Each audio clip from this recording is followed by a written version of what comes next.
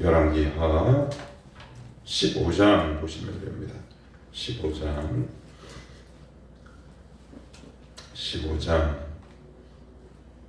1절로부터 38절인데 다 읽진 않고요.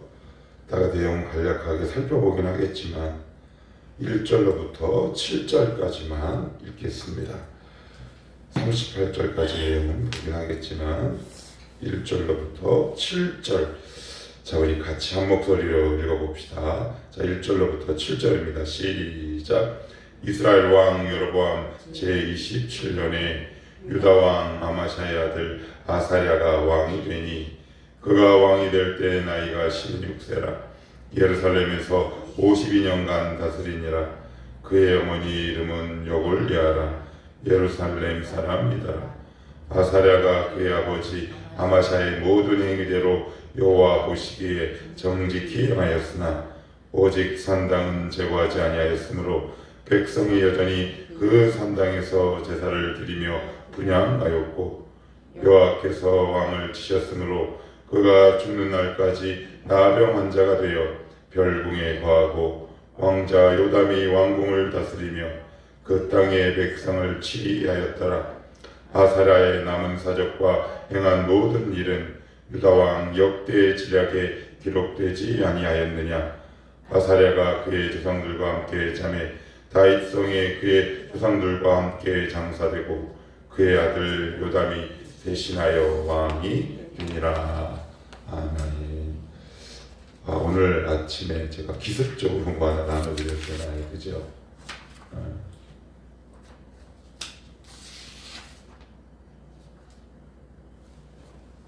보이셔요? 예, 여기 쭉 보시면 오늘 왕 이름이 뭔가요? 누구 왕인가요? 아사랴 돼 있죠? 근데 이게 지금 남왕국이거든요. 아마샤 다음에 원래 누가 와야지 맞아요? 11번 남왕국 11번. 거기 아마샤 그 12번 12대 왕이 누구라고 써 있어요? 우시야. 이게 누구냐? 아사랴야. 아사랴. 그러니까 우리는 보이키기엔 그냥 더 납작한데 그리고 우시야 보면 여기 이제 선지자들이 나옵니다. 우시야 때 활동했던 선지자 미가, 이사야, 스가랴 이렇게 나옵니다. 그러니까 이제 요것을 좀 보시면 그 열왕기를 이해하기. 왜냐하면 제가 이걸 왜 나눠드렸냐면 우리가 나중에 역대기도 봐야 되는데 그때도 보시면 이제 여러분들이 집에 가셔서 이걸 외울 필요는 없고 그냥 눈으로만 한번 이렇게 보셔도 훨씬 열왕기랑 역대기를 이해하는 데 도움이 많이 됩니다. 왜냐하면 이게 헷갈려요. 여기는 우시아라 그랬다가 저기는 아사랴라 그랬다가 그죠? 그러면 이제 머리가 막 복잡하면 성경이 진도가 안 나갑니다. 이렇게 헷갈려서 그걸 좀 방지하기 위해서 제가 오늘 나눠드렸고 제가 설명을 드렸는데 우시아가 다른 이름으로 뭐라고요? 아사랴 이렇게 되어 있습니다. 자 그러면 1절부터 7절을 이제 보고 전체적으로 한번 살펴봅시다. 늘 똑같은 패턴입니다. 그죠? 왕이 등극, 그 다음에 그의 말로 그가 어떻게 됐는지 북이스라엘도 그렇고 그것이 점점 유다 왕에게까지 확산되고 그들이 노년이 어떻게 됐는지 그 옹이 같은 게 있어요. 나무에 옹이가 있죠. 가구를 만들려고 하면 옹이를 빼야 됩니다. 옹이가 있으면 만들기 어려워요. 이스라엘도 그렇고 남유다도 그렇고 저와 여러분 사이에도 그래요. 옹이가 있어요. 그게 뭐냐? 바로 이겁니다. 4절 오직 산당은 제거하지 아니하였으므로 백성이 여전히 그 산당에서 제사를 드리며 분향하였고 그래요. 우상을 섬기고 산당을 제거하지 않았어요. 여러분 신앙생활할 때 그런 게 있어요. 너희가 참 잘해. 11조도 해. 예배도 드려, 기도해도 나가. 그렇지만 이거는 건들지 마라는 게 있어요. 그게 우리에게 상당해요. 그 옹의를 못 벗어나요. 여러분, 기도가 깊어진다는 건, 신앙이 좋아진다는 건 내 안에 오래 묵혀있거나 그리고 오래 습관처럼 남아있는 것들을 보는 통찰을 키우는 작업이거든요. 한번 생각해 보십시오. 여러분, 의문이 들지 않으세요? 왜 이렇게 똑같은 짓을 반복할까? 그죠? 그러면 여러분, 저는요, 사람들은 늘 동일한 죄에 넘어져요. 늘 동일한 죄에 넘어집니다. 그 똑같은 죄에 자꾸 넘어져요. 그게 옹이와 같아요. 그러면 사단은 왜 그 지점을 계속 공략할까요? 그 지점이 바로 우리 믿음의 생장점이요, 은혜와 축복의 시작이기 때문에 그렇습니다.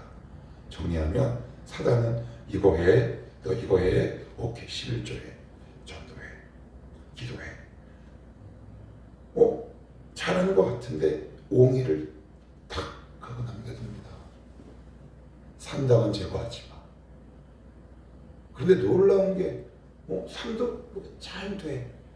그런데 결정적일 때 그게 자라고 열매 맺고 숙성돼서 나의 삶을 넘어뜨려요. 어떻게 한다고요? 너 전도해, 기도해. 그렇지만 이건 하지 마. 그러니까 잘하고 있는 것 같죠. 그죠? 이봐라. 이들도 뭐라 그래요? 그가 정직히 행하였으나, 보세요. 정직히 행하였으나, 이게 무슨 말이에요? 좋지 않았다. 그러면 이건 그가 나쁘게 행하였으나 라는 말과 그가 정직히 행하였으나, 어떤 게 더 좋은 것 같으세요? 뒤에 거죠. 그가 나쁘게 행하였으나 하나님을 신뢰하였더라 라는 문장과 정직히 행하였으나 우상을 섬겼더라. 그죠? 예. 그 말씀을 듣고 기도할 때 하나님이 떠오르게 하는 것들이 있고요. 그리고 나를 굉장히 예민하게 하고 힘들게 하는 게 있어요. 쉽게 얘기하면 여러분들이 날마다 넘어지는 그 지점이에요. 이스라엘과 남유다는 어디서 넘어져요? 우상과 산당이죠. 그들은 넘어지고 싶어서 넘어졌겠습니까? 한번 생각을 해보자고요. 그냥 넘어갈 문제가 아니에요. 우리에게, 나에게 그래요. 저도 말씀을 준비하다 보니까 그럴 때 제가 무릎을 탁 쳤어요. 너무 바보 같았구나. 그때 누가 옆에서 좀 알려주고 지도를 해줬어요. 제 삶 속에 이렇게 쫙 지나가는 게 있더라고요. 하나님이 말씀하실 때 좀 들었어야 되는데. 그때 왜 그랬나 돌아보니까 거기가 내 믿음의 생장점이었고요. 하나님의 축복과 은혜의 시작이었다는 걸 저보다 누가 더 잘 알았다고요? 사단이 잘 알았어요. 그래서 그 지점을 또 공격해요.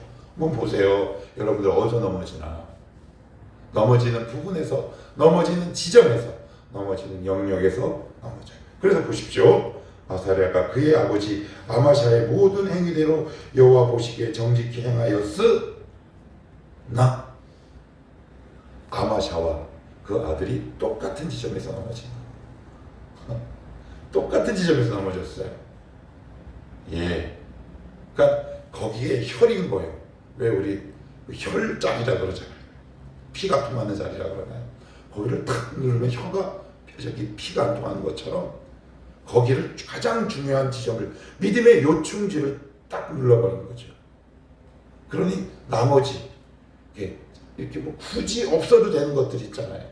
뭐 있어도 되고 없어도 되는 거. 그런데 꼭 점령해야 될 요충지를 누가 선점하느냐 하면 사단이 딱 선점해요. 그리고 나서 우리에게 뭐라고 얘기해요? 너 이거 해. 잘한다. 너 축복받을 거야. 너 잘해.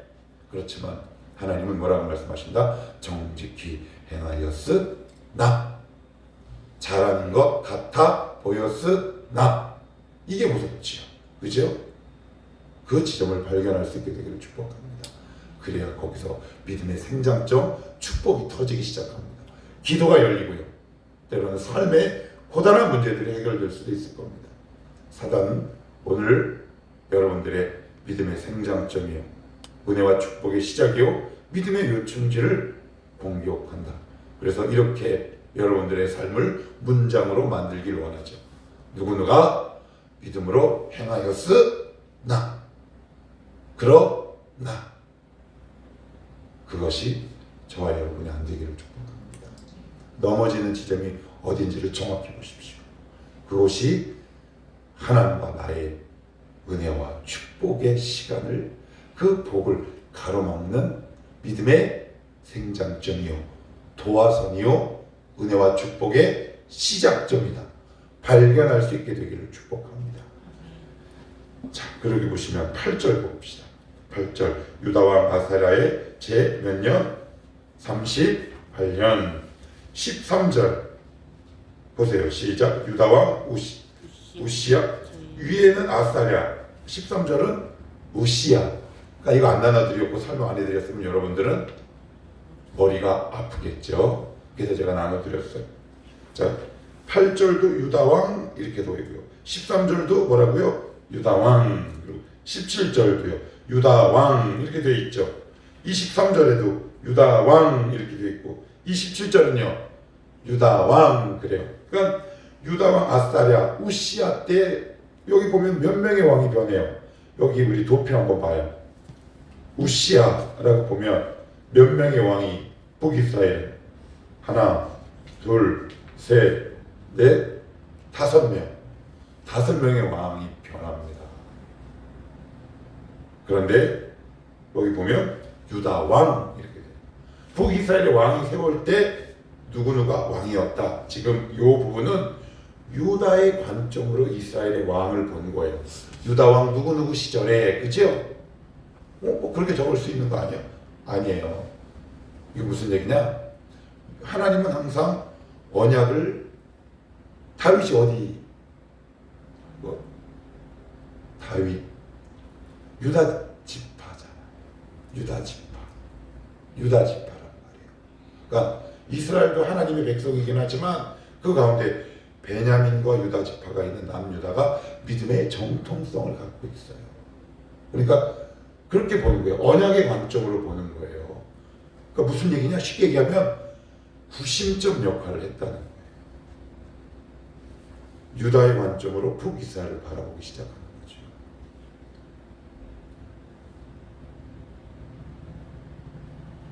유다의 관점에서 서술하기 시작해요. 그러니까 남, 유다, 북이스라엘을 봤을 때 하나님은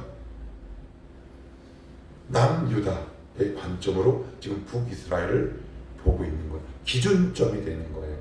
구심점이 되고 있는 거라고요. 그 시야로 지금 북이스라엘 왕들을 조명해 나가기 시작해요. 믿음을 갖고 있다는 건 우리 공동체나 아니면 여러분들 가정에 여러분이 구심점이 될 수 있다는 말이에요. 이건 되게 중요해요. 하나님이 그렇단 말이에요. 그러니까 한 가정이 있어요. 그런데 한 사람이 딱 있다는 거예요. 그런데 하나님은 이 사람의 기도를 통해 이 가정을 일구시고 이 가정을 보세요. 이게 얼마나 중요한지 몰라요. 예를 들어 볼게요. 아브라함이 뭐라 그래요? 의인 10명 있으면 멸망하겠습니까? 그리고 선지서에 보면 주님께서 이렇게 말씀하세요. 의인 1명만 있어도 내가 멸망시키지 않겠다. 내가 우리 가정에 믿음이 있는 것과 없는 것과 얼마나 큰 차이가 있는지 몰라요. 이 사람이 정말 죽을 짓을 했어. 그런데 한쪽 이 사람이 막 강력하게 기도를 하는 거예요. 하나님 제 살려주십시오. 살려주십시오. 그런데 이게 기도하는 사람이 없었다면 이 사람은 벌써 넘어졌어요. 이런 경우가 얼마나 많이 있는지 몰라요. 그게 바로 내가 다윗을 생각해서라는 거 아니에요. 내가 예수 그리스도 때문에 구원 얻는 이치, 내가 만약에 우리 가정의 믿음의 가장이라면 하나님이 여러분들에게 굉장히 놀라운 은사와 직분을 허락하십니다. 우리의 기도를 통해 여러분들이 그 하나님이 우리의 가정들을 일구어 나가기를 원하시더라고요.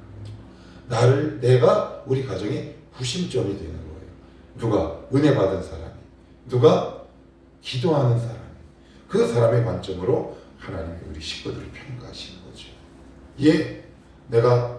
마땅히 내가 이렇게 해야 되지만 내가 너를 통해 네 기도 때문에 내가 참는다.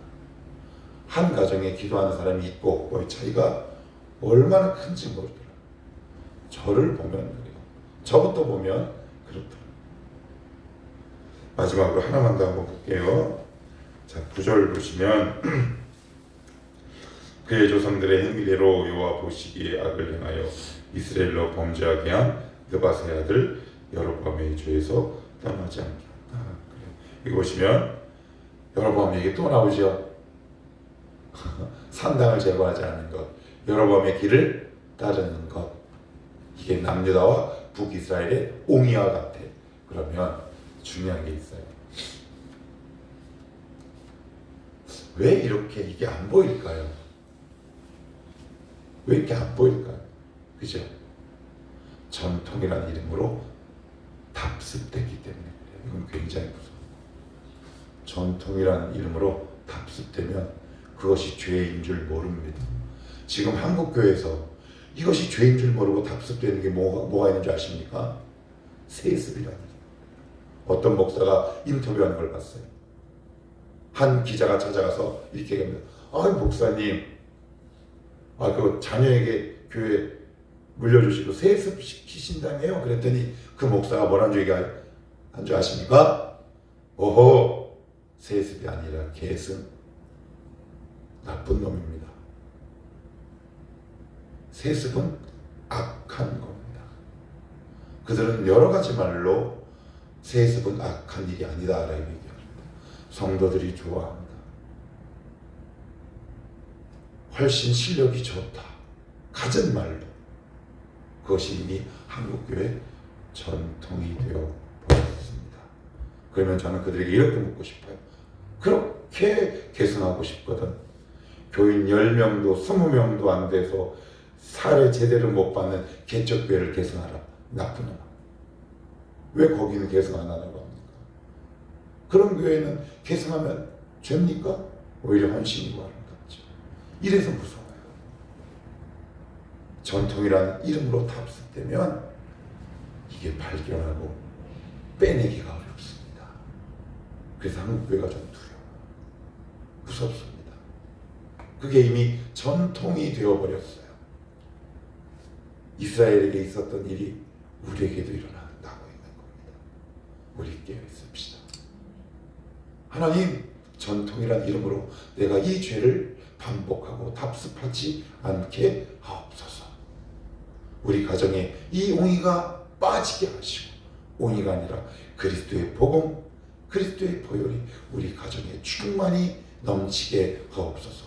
죄와 타협하지 않게 하시고, 오늘도 힘들지만 하나님의 말씀을 붙들고 죄와 분연히 싸워 하나님을 기뻐하시는 성도요 교회가 되게 하옵소서.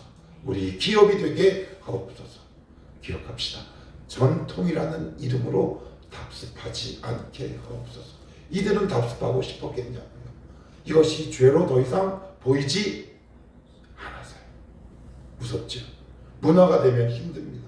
그 전에 여러분 안에 우리 가정 속에 우리 교회 속에 전통, 문화, 습관이 되지 않게 죄를 미리미리 뽑아내고 믿음의 생장점을 지켜내는 것, 그것이 우리의 사명일 겁니다. 오늘도 이 믿음의 선한 싸움을 아름답게 싸워가는 우리 식구들 될 수 있으면 좋겠습니다. 기도합시다.